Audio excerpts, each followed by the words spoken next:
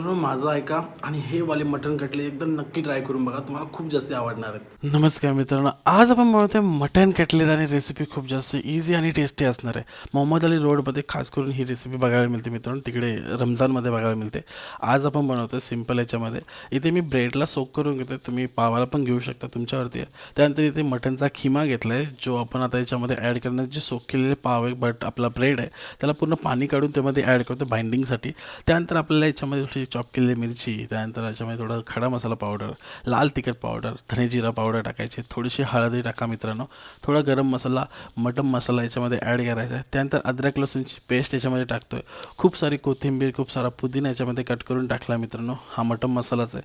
त्यानंतर चवीनुसार मीठ, ब्रेड क्रम्स याच्यामध्ये ॲड करतो बाइंडिंगसाठी आणि प्रॉपर असं बाइंडिंग करून घेतो मित्रांनो.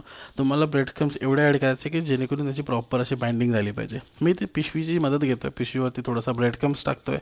त्यानंतर हातामध्ये जेवढं पॉसिबल होईल तेवढं घेतो, एक चम्मचामध्ये ते खिमा याच्यामध्ये ॲड करून परत एकदा ब्रेड क्रम्स लावतो आहे. आपल्याला थोडं पातळ असं त्याला करायचं आहे म्हणून हाताने करू नाही शकत आहे, त्यामुळे पिशवीच्या मदतीने आपण पूर्ण कोट करतो आहे. वरतून लेअर करायची आपल्याला ही ब्रेड क्रम्सची आणि नंतर आपल्याला अंड्यामध्ये डीप करायचं आहे. आणि जितकं पातळ असेल तिथे प्रॉपर ते शिजलं जाईल, कारण का मटण आहे, मटण शिजायला थोडा वेळ लागतो, पण ते आता आपण खिमा करून घेतला त्यामुळे ते इझिली शिजू शकेल.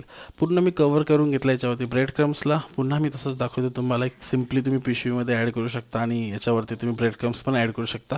आता आपल्याला त्याला फ्राय करायचं आहे. सिम्पली फ्राय करू शकता तुम्ही, ॲज इट इज असं फ्रीजमध्ये स्टोअर करू शकता 30 दिवसांसाठी, पण लगेच फ्राय करून पण खाऊ शकता.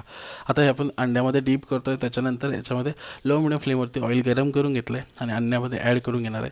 अंडा जसा तेलामध्ये पडेल तसा तो ब्राऊन व्हायला सुरुवात होतो, पण काही हरकत नाही आहे, जास्ती करपून देऊ नका. हलक्या याच्यावरती त्याला शिजू द्या, कारण का मटण प्रॉपर आतलं शिजलं पाहिजे आणि मजेदार असा आपला मटण कटलेट शिजला पाहिजे, झाला पाहिजे. याच खिम्यामध्ये जी मी पूर्ण मॅरिनेशन केलं आहे त्याच्यामध्येच आपण एक मोमोजची पण रेसिपी बघणार आहोत, जी पुढे तुम्हाला बघायला मिळेल. पण ही वाली रेसिपी नक्की ट्राय करा आणि मला सांगा कशी झालेली.